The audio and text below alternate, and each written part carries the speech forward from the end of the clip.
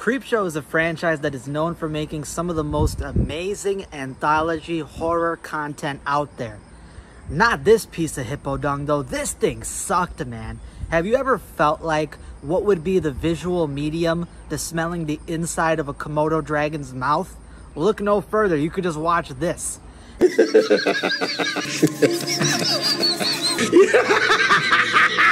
Have you ever wondered how it would feel like to get massaged by a trash compactor? Look no further. Just click on this episode and watch this awful review for this piece of doo-doo, this piece of doggy doo-doo, man. My disappointment is immeasurable, and my day is ruined. Have you ever felt like what would happen if you'd ate some really bad funnel cake at your local carnival, blew up the porta potty, had no toilet paper to wipe your anus with, and instead you had to grab pages from the Necronomicon, smear that, and then hand over that script to Shudder? This is probably what would be pumped out.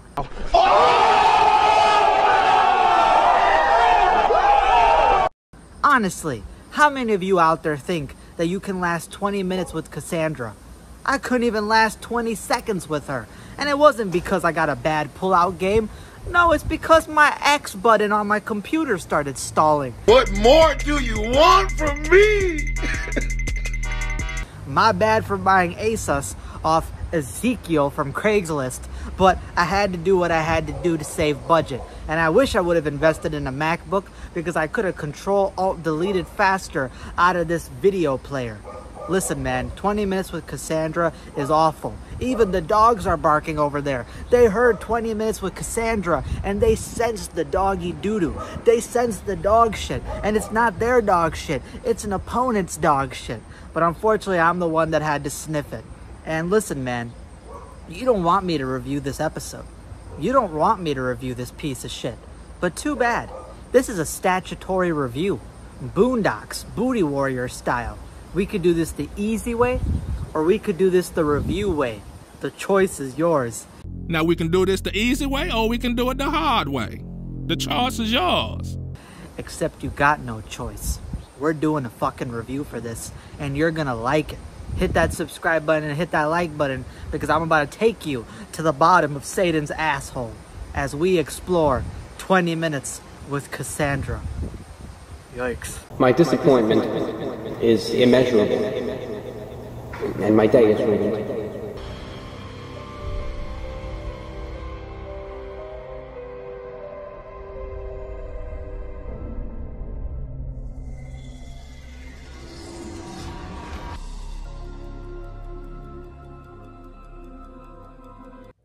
The story opens up with this main character who is a video game reviewer. She's kind of settling down for the night. She came back from work, opening up a glass of wine, ordering some pineapple pizza, which lets me know that I don't like her as a main character already, bro. Facts.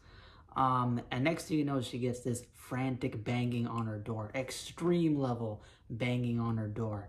And what ends up happening is that as she hears this banging, she opens it up because somebody's yelling for help. And it turns out that it's this Irish goth chick named Cassandra who claims that there is a monster chasing her, and that monster is going to come inside and kill the main character. You gotta believe me shit off the rip. And what do you think happens? No, go on, guess. It doesn't take Sherlock Holmes to figure out what's going to happen. Yeah, of course, they don't believe her. She doesn't believe her. Until a delivery driver ends up knocking on the door. The main character opens it up, completely dismissing Cassandra. And next thing you know, the delivery driver ends up getting anime speed blitz. He got blitzed, man. He got low dipped. And ends up getting his arm severed off by this rapidly fast force, and then gets his throat slit. So she finds out, yeah, there is actually a monster that exists. Oh my god! I know, right? So yeah, that's the monster. What the hell was that? It's kind of like a big mouse covered in glue. And when she heads back inside and she's splattered in blood, the main character then tries to go to a window and see if she can find this monster. Cassandra tells her, don't do that. Gotta hit the Jeepers Creepers finger wave. But she ends up opening the window anyway, and this monstrous creature, this sheep squatch looking sleep paralysis demon, hits the jump scare, and she has to attack and fend it off.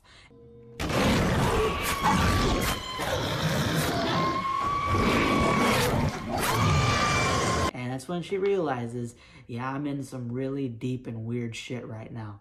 And the whole story is just extremely strange because it's called 20 Minutes with Cassandra.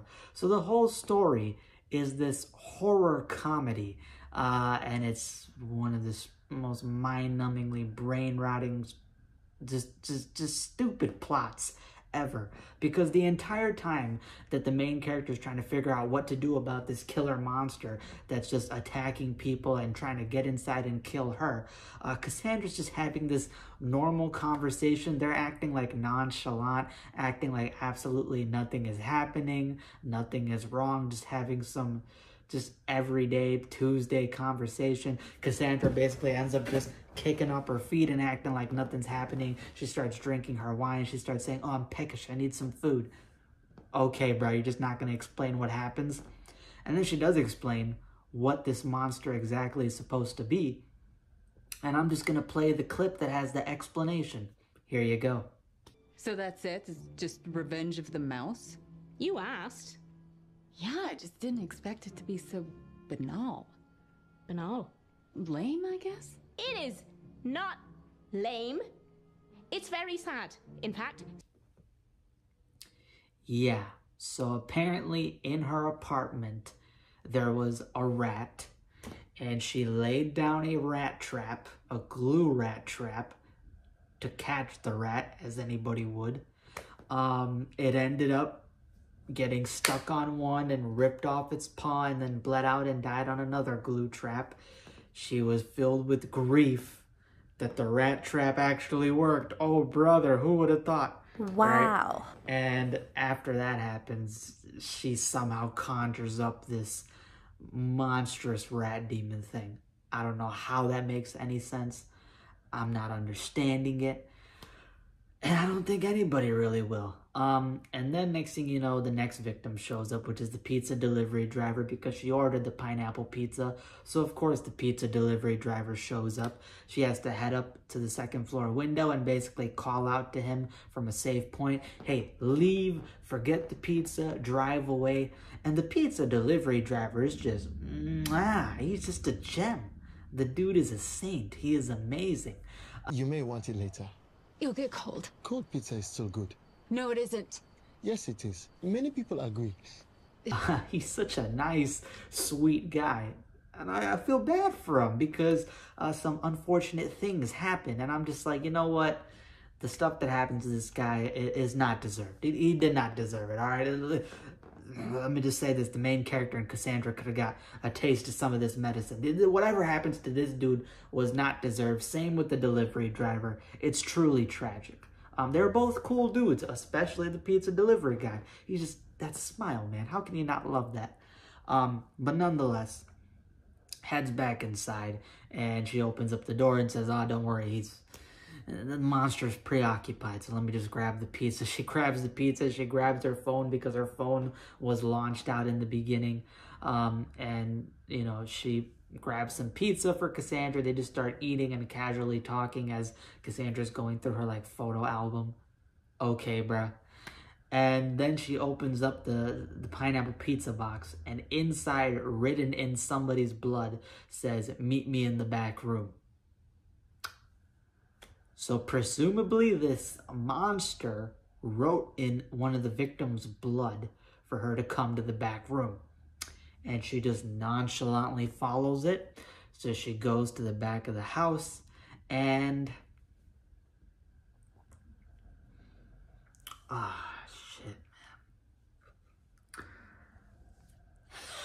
I don't know how to break this to y'all without me just crashing out.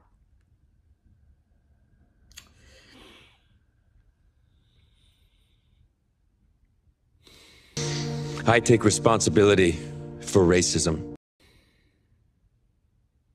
The monster can talk. The monster just talks like a normal human. Hello? What are you? I don't have a name. What do you want? To talk. Fuck this shit, bro. Why does the monster talk? It makes no sense. There's not even a reason for it. What is the reason other than being like, hey guys, aren't we quirky? The monster can talk, and it's like telling her that Cassandra is the actual monster, that maybe she's behind it. There's something more than meets the eye. So now you don't know who's the real monster. I mean, to be fair, the monster's right there. You can tell he's a monster, but is he really like a bad guy? Oh, can you figure it out? So now she has to question who's in the wrong, who's in the right.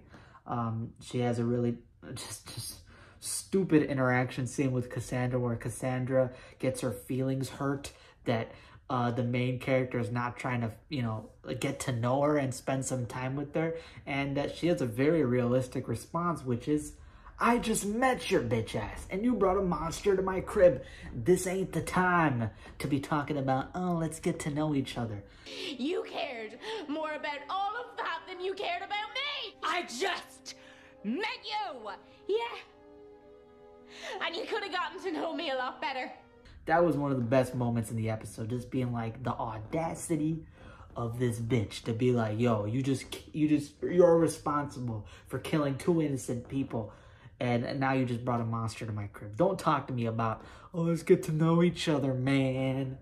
Hey, man, just experience the feels, man. And the episode basically climaxes with the monster and the main character just getting to know each other, sitting on a couch like this. That's why I'm sitting on a couch, because they just sit on the couch and have a friendly conversation, get to know each other like some lads, like some good old blokes, like some good old mates. There's the contemporary translation. Oh, what's the contemporary translation? It's a whiny little bitch too small to be a kaiju. Oh, really? It's a mouse sleep paralysis demon and a video game reviewer. Why is this happening? And then there's a plot twist. There's a plot twist that maybe the main character has something going on with her, and this is something involving the universe that they live in, the world of this episode segment. And it ends on basically a nothing burger note. It literally ends on a nothing burger note. This entire episode is one giant fucking yap fest. It is a giant yap fest. A huge yap fest that goes fucking nowhere. And it's called 20 Minutes with Cassandra, and this was a rewatch. I saw this episode back when season 4 first came out, and now I'm rewatching it. I thought the segment was 20 minutes. No, it's 35 minutes. It's one of the longest Creepshow segments in the entire show. This bullshit. This segment is one of the worst. It is the top 3 worst Creepshow stories in the entire franchise that goes across the movies, including Creepshow 3, that goes across the entire TV show, that goes across all 20 comic stories that I've read. I've probably experienced more than like 50 Creepshow stories. This is in the bottom 3. It is horrible. The characters make no sense. The plot line makes absolute fuck all sense. There's no reason the plot line should even exist, because it's just a go-go gadget, random bullshit plot. I think there's more coherency in Ben 10's Omnitrix and all the aliens in there and why they were chosen for the show. There's more coherency in that than there is this actual plot line in this episode. It is just so stupid, man. And again, the episode goes nowhere. It ends on nothing. Nothing happens by the end of the episode. It ends on a giant yap fest and just random bullshit plot reveals. And the best part about this episode is my fellow reviewer friend, Horror FFA, known as Austin. He had actually was like looking at some review videos for season 4 just out of curiosity, and he found this one guy who said that he loved this segment, which, considering the fact that me, Horror FFA, and Michael from the channel Night of the Living Dude, all three of us hated this segment and thought it was straight doo-doo dog shit.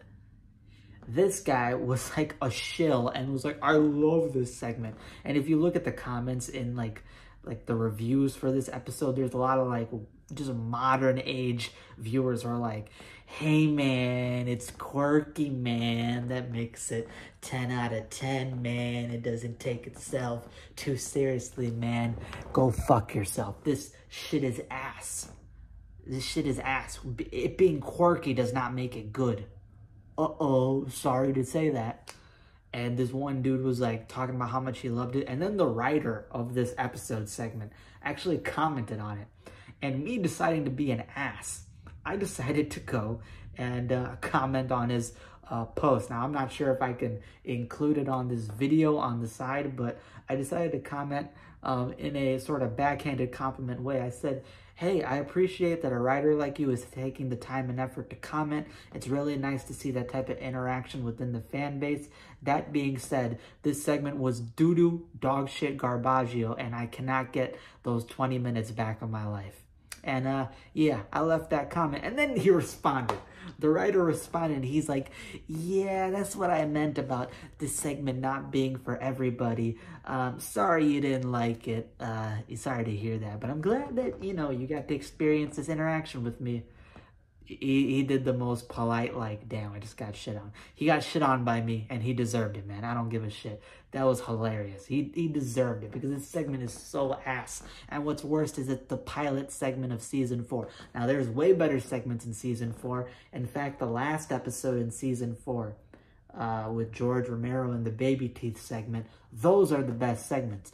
Shameless plug. Go watch my Creepshow George Romero in 3D segment on my channel. It's a recent video, so you can just click on home, scroll down and find it, or you can click on my Creepshow playlist. Go check that out. That's a great segment. 'Tis horrible. So what would I give this segment? I would give this segment flat out a 3 out of 10. It's one of the worst segments out there. I think I gave it a 2 out of 10 before. A little bit more forgiving. I'll probably give it a 3 out of 10. But I really don't want to rewatch this ever. So if I drop it down even more than that, you know why. So yeah, this segment is garbage. And the title of this video is true. Watching this felt like I was getting massaged by a trash compactor. And I dare all of you out there to go find and get your hands on Creepshow Season 4 and go watch this segment. Because you're never going to watch anything like this in your entire life. And I don't mean that for a good reason. But that's all I got for today. Hope you guys enjoyed this review. If you did, a good way to support me is to hit that subscribe button. Free way to support me, helps me build up the community. I got a goal to reach 1,000 subscribers by the end of this year. If we can do it, great. If we can get close to that, great. Is what it is. And hit that like button down below and comment down below your thoughts and opinions. Have you seen this segment? Have you not? Maybe go check it out and let me know your thoughts. And yeah, just comment, support, interact, helps boost this video up in the algorithm. And also, message me down below. What else do you want me to review? If you're a Creepshow fan, what other segment, sorry, I slurred. What other segment do you want me to review and check out? And yeah, that's all I got for today. Hope you guys have a blessed day. Stay cool, stay classy, and make sure you keep any punk rock Irish goth chicks and sleep paralysis mouse demons out of your crib, especially if they say they're only going to be there for 20 minutes. I won't even let Jehovah's Witness up in this bitch, let alone those guys. Now, if Jehovah's Witness did come with a rat monster, then maybe I'd give the time. That's all I got. Bye-bye.